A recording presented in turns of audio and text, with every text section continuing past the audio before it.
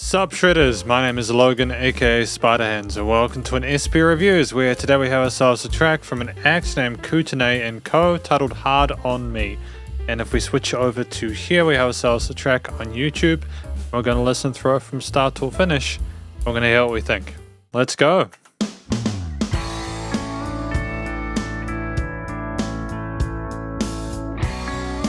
There's a clean finish on the way that things have been things sound here.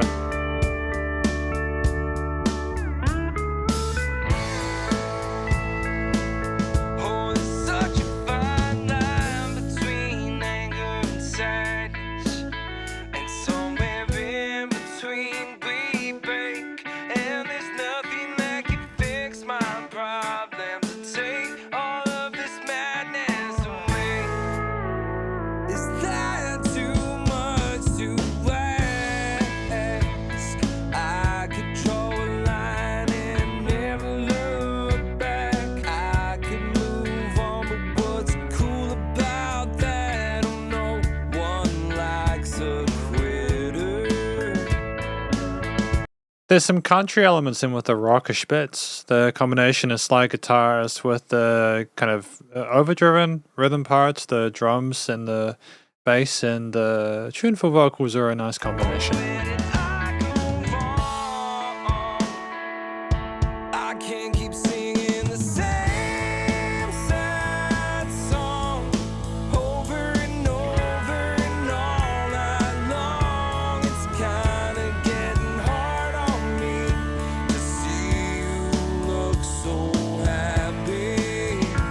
Okay.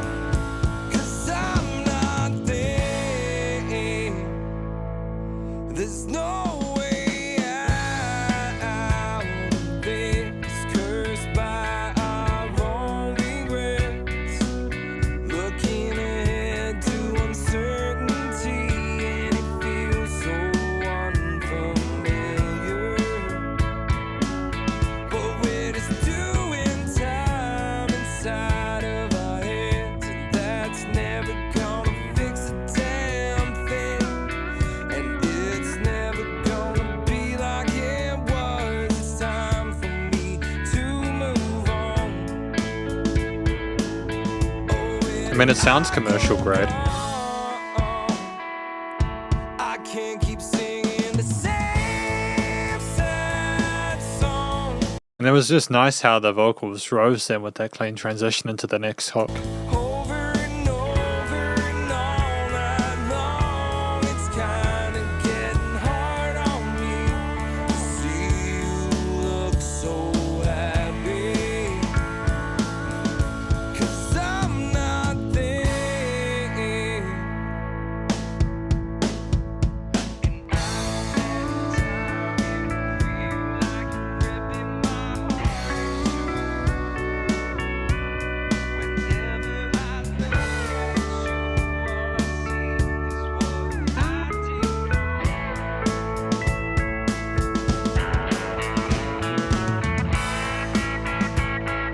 Nice trade-off.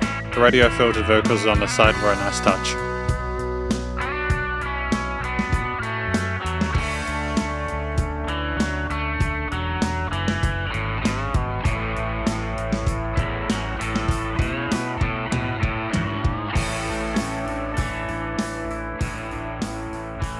We're going for a fade out the end, nice.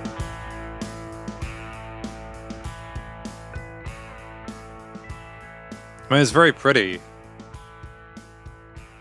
I really like the sound of those lead guitars on the side. The clean tone's gorgeous. Now, there's a lot to appreciate here, for sure.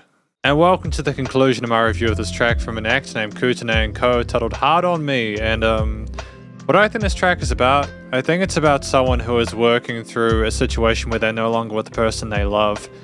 They're trying to maybe reduce the amount of pain they have to deal with, because revisiting is kind of like getting their heart taken out, like internally, like remembering it and everything like that. They're trying to avoid the triggers that cause that. So I think that it's about healing and introspection and kind of like figuring out where we're at and we want to keep going moving forward. And I think that that's something that a lot of people listening to this will be able to relate to. There might be more nuance to it, but that's what I got on the first listen.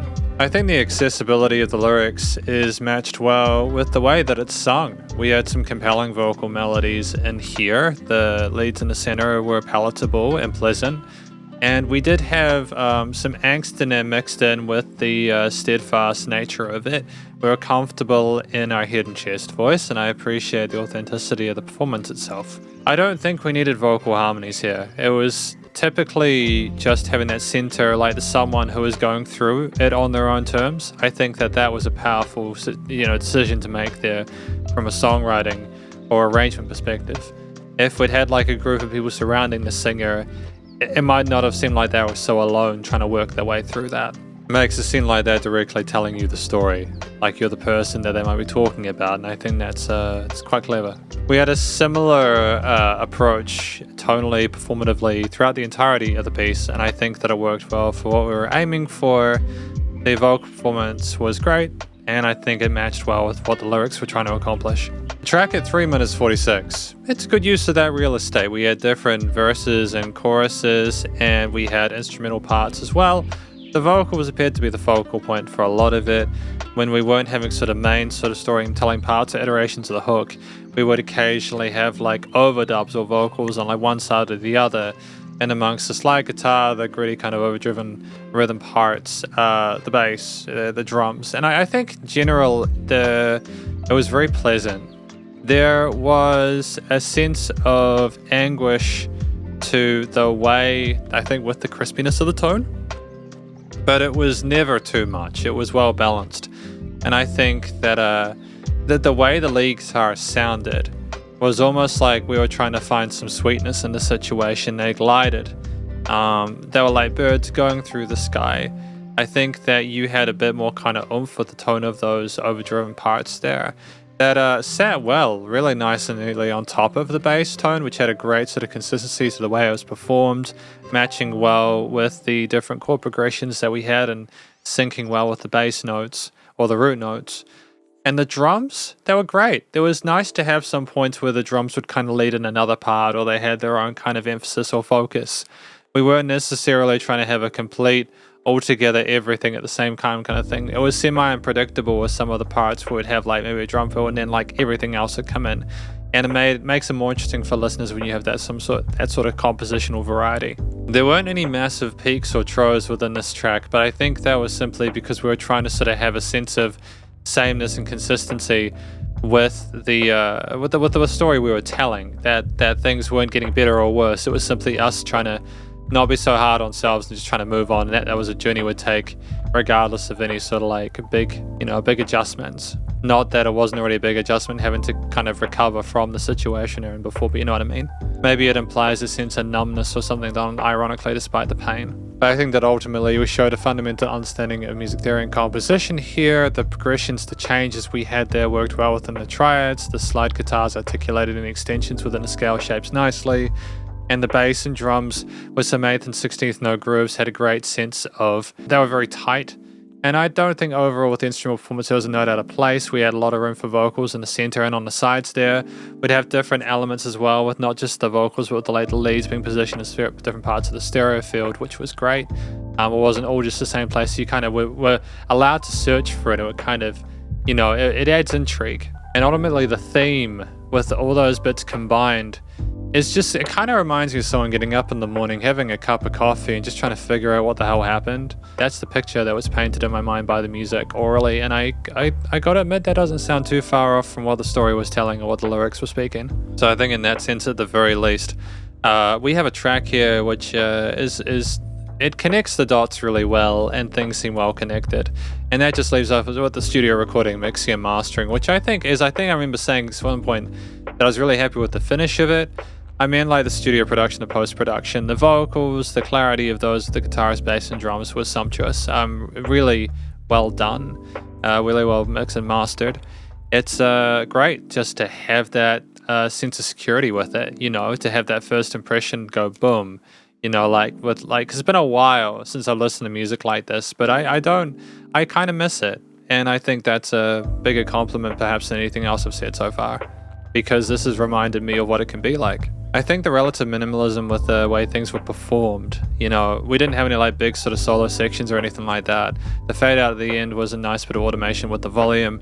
It was simply like a very kind of like smooth bell curve, and the way things were niched in the stereo field, nice and wide with bits in various places kind of popping up to kind of intrigue and captivate, with things nicely niched in the frequency spectrum without any resonant frequencies.